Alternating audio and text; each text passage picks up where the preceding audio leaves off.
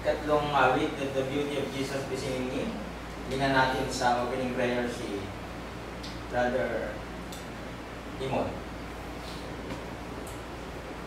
Let the beauty of Jesus be seen in me. Ready? Sing. Let the beauty of Jesus be seen in me. All His wonderful passion and purity. May His Spirit divine all my being refine. Let the beauty of Jesus be seen in me. When your burden is heavy and hard to bear, when your neighbors refuse all your love to share, when you're feeling so blue, don't know just what to do, let the beauty of Jesus be seen in you. When somebody has been so unkind to you, some words spoken that pierces you through and through.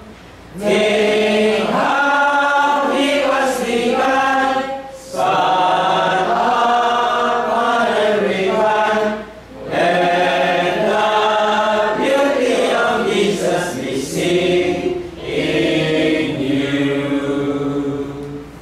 From the dawn of the morning to close of day, in example, in deeds and in all you say, lay your gifts at His feet, ever strive to keep sweet.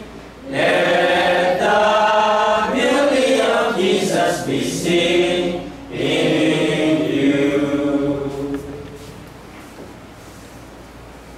Kapatid, tayo po sa pasang manalangin sa ating Panginoong pagmahal sa atin.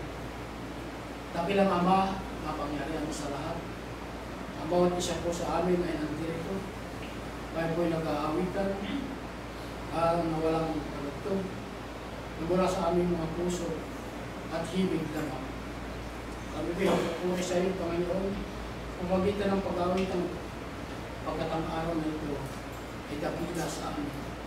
Ang sampatyan namin sa Espiritu at katotohanan. Ang bawat isa po sa amin, Panginoon, ay dinala dito sa langit upang kami nagabayan at nalayo sa aming kapahamakan, upang kami nagpatuloy sa aming pananambahan sa unang araw ng sawan. Ang araw na ito ay dakila sa amin, Panginoon, pagkat ang pag-ibig at pagmamahal mo ay muli mo binigay sa amin sa loob ng halos araw-araw, buong isang linggo, buong mga maraming taon na lagi namin sa aming buhay ay kami iyong iningatan. Kayo po may mga karamdaman, Panginoon, sa aming lupang katawan. Pagkat sabi mo nga po, aming katawan loob ay nababago sa araw-araw at aming katawan labas ay pahina. Yan po ang nakatakda sa aming buhay, Panginoon, pagkat yan po. Dahil sa aming mga pagkakasala, ayan po ang hindi kami nakarating sa iyong kalulahatian sapagkat kami makasalanan. Kaya pinandirito, Panginoon, at patuloy kami nanambahan sa iyo. At ang itatayo mo sa aming harapan na aming preacher, at bigyan mo siya ng talino upang may pahayag ang iyong mga salita ayon sa kaligtasan.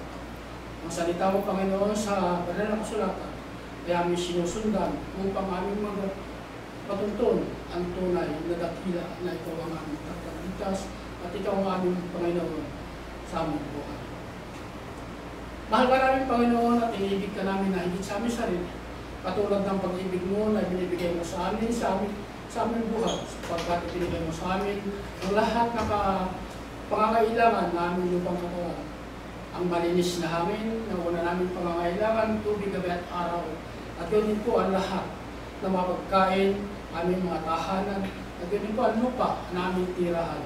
Dito namin kinukuha lahat ng aming kakanin na bibigay mo sa amin sa araw-araw. Maraming salamat, Panginoon, sapagkat kami ay nandito. Sa masaming dumadala ay pagpapasalamat sa iyo nang walang hanggang pagpapasalamat sa pangalan ng Ama, ng Anak at ng Espiritu at kay Kristo Jesus na aming tagapagligtas. Kaya na po tayo mga anak.